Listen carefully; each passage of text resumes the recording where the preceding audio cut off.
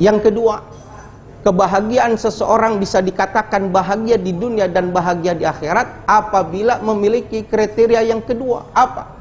Al-waladu salih, kata Imam Buzur Jamhar, dia memiliki seorang anak yang salih.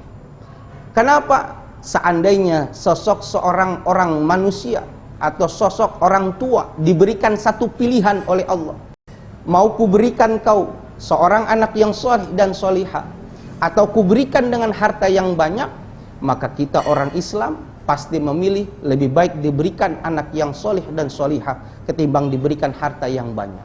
Kenapa? Karena hanya anak solih dan solihah itulah yang mengerti bagaimana caranya berterima kasih kepada kedua orang tua. Apa makna solih itu, saudara? Al-Imam Al-Fayyumi di dalam kitabnya menjelaskan, as-salihu al-qaimu bihukukillah wa hukuki khalqi. Salih itu adalah orang yang menjalankan hak-hak Allah dan menjalankan hak-hak manusia, terlebih hak-haknya kepada kedua orang tuanya.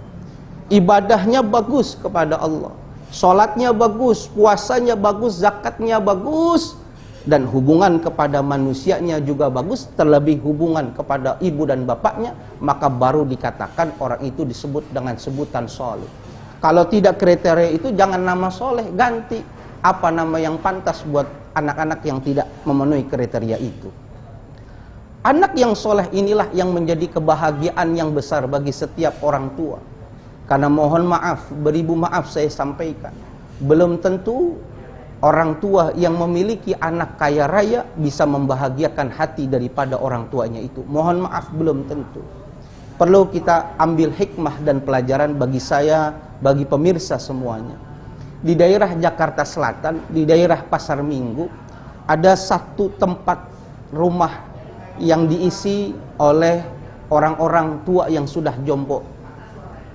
Siapa mereka yang tinggal di sana? Siapakah mereka yang hidup di sana? Mohon maaf, beribu maaf, yaitu orang-orang daerah yang dahulu di kampungnya dia bukan siapa-siapa, bukan orang hebat. Mereka di sana hanyalah seorang petani, seorang pedagang, tetapi ingin mengadu nasib ke Jakarta. Dia siapkan bekal yang cukup, lalu dia pergi ke Jakarta, mengadu nasib di Jakarta dan menjadi orang yang berhasil di Jakarta. Ketika dia sudah sukses dengan usahanya, sudah berhasil dengan pekerjaannya, maka berita kesuksesannya ini terdengar oleh ibu bapaknya di kampung. Maka ketika seorang ibu, seorang bapak mendengar anak yang dahulu dia rawat dengan baik di Jakarta menjadi orang yang sukses, maka hal pertama yang dia lakukan, dia jual harta rumahnya, dia jual harta bendanya, dia milikin uang itu buat apa? Buat dia belikan tiket dan buat bekal nyusul anaknya ke Jakarta. Ketika sudah sampai di Jakarta, datang tanpa memberikan kabar, maka anak laki-lakinya kaget. Kenapa ke Jakarta? Nanti kan bisa dikirim uangnya. Kenapa ke sini? Kenapa? Karena dia malu. Orang tuanya yang datang dari kampung menggunakan pakaian yang tidak pantas dengan pakaian yang sudah tidak mengikuti zaman saat ini. Terlebih belum tentu bisa diterima oleh istrinya dan ibu mertua dan ayahnya. Sehingga membuat dirinya kaget dan merasa malu. Ibu bapaknya datang mengunjungi dirinya di Jakarta. Maka dengan ringan ibu dan bapaknya mengatakan, wahai anakku, ayah sama ibu pengen tinggal di sini, pengen bareng, pengen kumpul dengan kamu, pengen kumpul dengan istrimu dan anak-anakmu. Akan tetapi anak itu merasa berat, karena bisa jadi istrinya tidak bisa menerima. Bahkan ketika sudah tinggal di situ, tidak satu kali, dua kali istri dan ibunya bertengkar. Istrinya sudah merasa tidak nyaman, sehingga apa yang dilakukan oleh anak ini? Anak ini setiap malam memberikan uang kepada ibunya dan membisikkan di telinga ibunya seraya mengatakan, ibu jangan tinggal di sini ya, ibu saya titipkan di panti. Maka ibu itu mengatakan, enggak nak, enggak mau, ibu enggak mau pisah lagi, ibu mau tinggal di sini. Setiap hari datang dikasih uang kalau mau tidur, ibu ini saya kasih uang, ibu jangan tinggal di sini ya bu.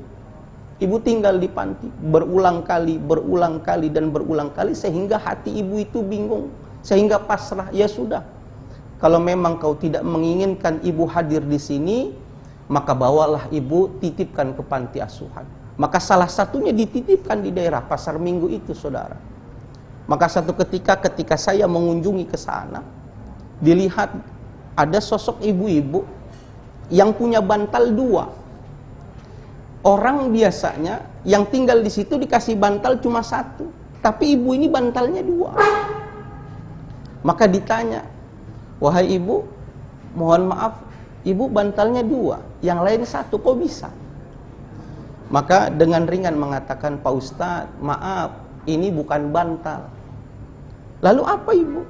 Ini isinya sprek, bantal ini isinya adalah amplop berisi uang yang setiap bulan dikirimi anak saya buat diri saya. Saya pengen kumpulkan uang ini, tidak pernah saya sentuh, bahkan tidak pernah saya gunakan. Tujuannya kalau saya nanti meninggal dunia, anak saya ambil lagi uang itu, biar dia tahu dan sadar sesungguhnya saya tidak bahagia dengan harta pemberian yang dia berikan. Saya malu, saya kecewa ketika anak saya tidak mau merawat saya di hari tuanya. Saya kecewa, saya ingin anak itu tahu. Yang lebih sedihnya lagi, saudara, ada sahabat dari ibu ini belum lama meninggal dunia. Maka dari pihak panti menghubungi anaknya, mengabari bahwasannya ibunya sudah meninggal dunia. Maka yang paling menyakitkan hati, miris kita mendengarnya, ketika anak itu diberi kabar ibunya sudah meninggal dunia, dia cuma mengatakan, baik, nanti saya kirim supir saya untuk membawa uang yang cukup untuk mengurusi daripada penguburan jenazah daripada ibu saya. Dia nggak sempat hadir di hari di mana ibunya harus dikuburkan karena satu kesibukan dan lain sebagainya. Apa itu yang dikatakan orang tua yang bahagia memiliki anak yang kaya raya? Belum tentu. Inilah yang membuat hati seseorang sedih. Tapi bagi seorang anak yang soleh, dia tidak akan pernah melakukan hal itu. Karena teriang-iang di telinga seorang anak yang soleh satu pesan Nabi kita Muhammad SAW.